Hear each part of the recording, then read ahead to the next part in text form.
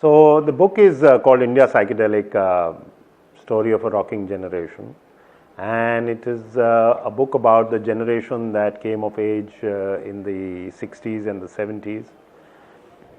What India was like in the 60s and 70s, people have some memories. The younger generation has heard a little bit from their parents, but they don't know the details, the finer details.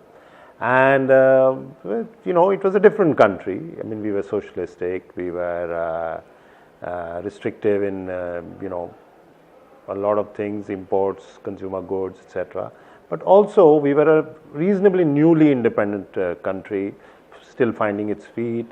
So all that, and this was the generation that was born in 1947 to 1956, those 8 or 9, 10 years, and did not have the same attitudes, grew up with a set of different attitudes and values than their parents who grew up under the Raj, the final days of the Raj. So it's about them.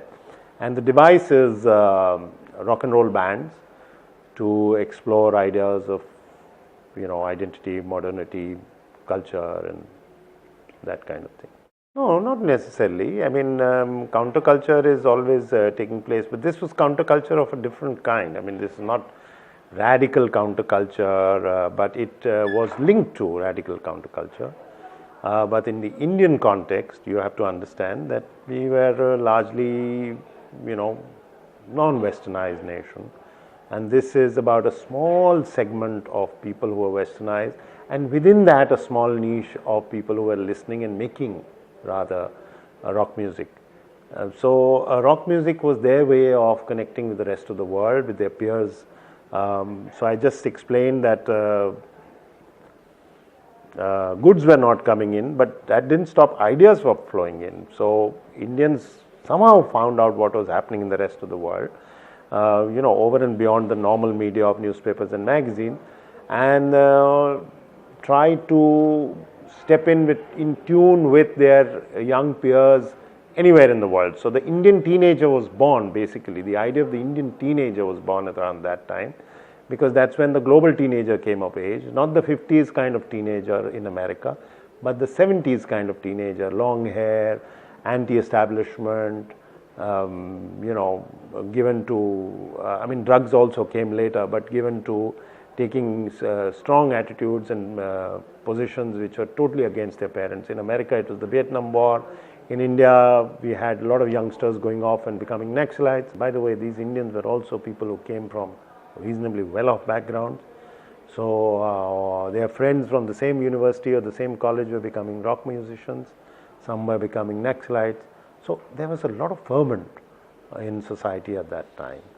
And though there is a lot of detail here about the bands and the music and the songs they play, but it's divided into chapters on women, on drugs, on attitude towards gender, on protest music and all that. So it's a wide sweep which uses, as I said, rock music as a device to constantly get into areas that is normally, Indians are very poor and they are recording their recent cultural history, their contemporary cultural history, and this is what I've done.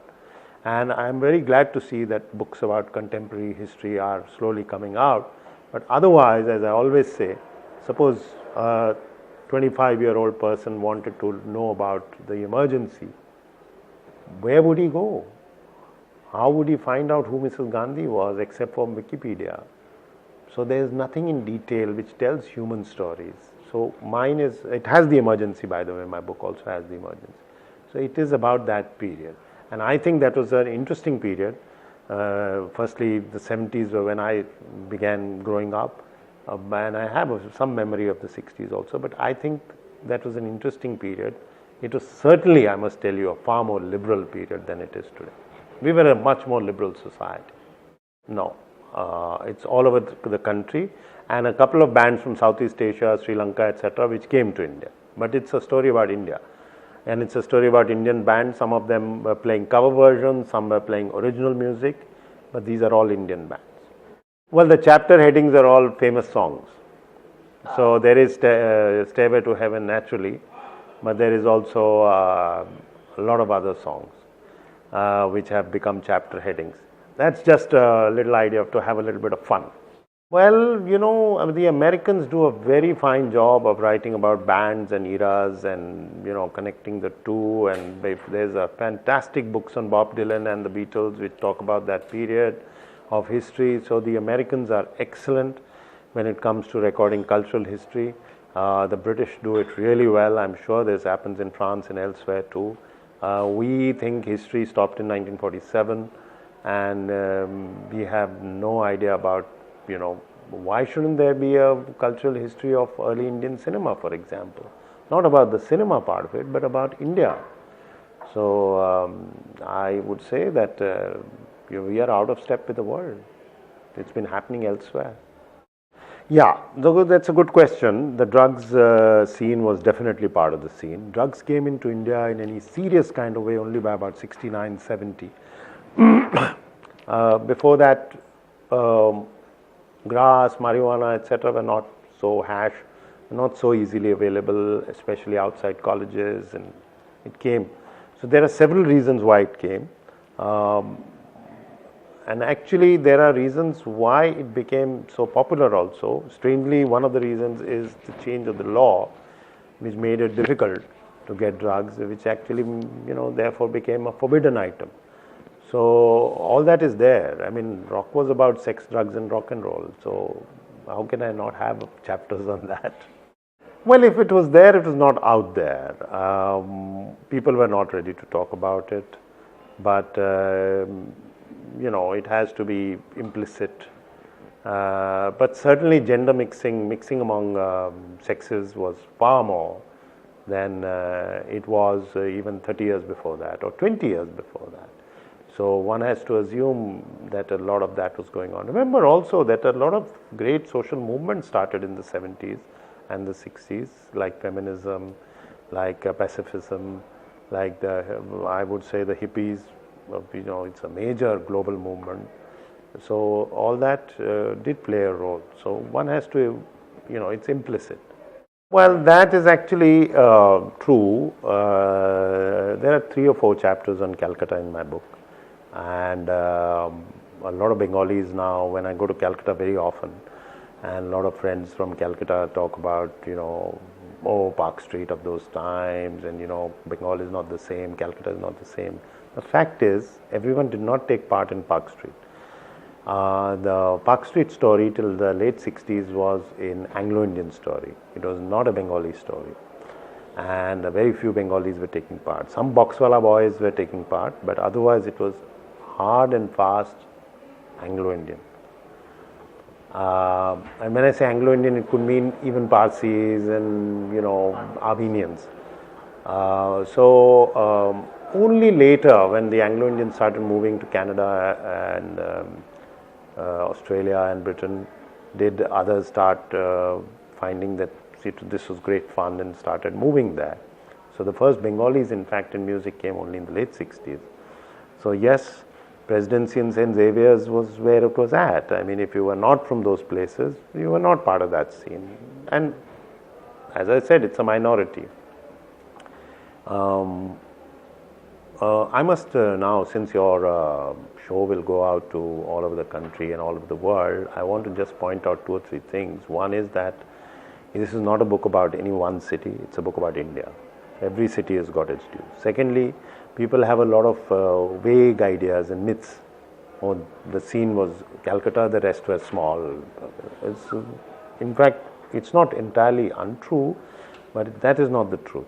The scene began in Bangalore, came to Bombay, came to Calcutta, Madras, almost simultaneously.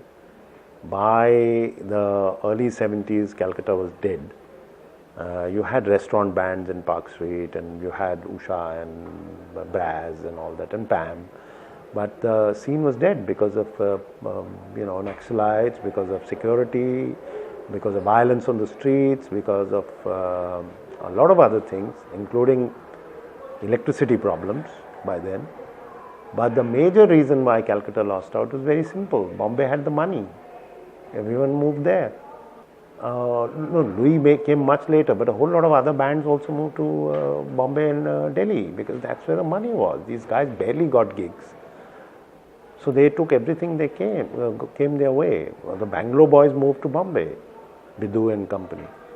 So Bidhu moved to Bombay and everyone else moved to Bombay because that's where the money was. And that was a compelling reason. So Bombay became the kind of center. But having said that, to go back a step back a bit, every city had its band. And when I say every, I mean Pune, Ahmedabad, Cuttack and Cochin included. Each one of them, where there was an IIT, where there was a hostel, there was a band. That also could have come, but that must have come a little later. Accelerate scene was a little later, so also IIT Kharagpur. But the tradition of Goans and Anglo-Indians in Calcutta was very, very strong. And that just slipped in. So the first bands actually were boys from St. Paul's in Darjeeling. So Calcutta had that. Bombay, the first band in India was from Bangalore with Bidhu in 1963 or 64. And by 66, every city had a group. And they were playing covers, they were playing their own music. I strongly urge people to read the book to find out more.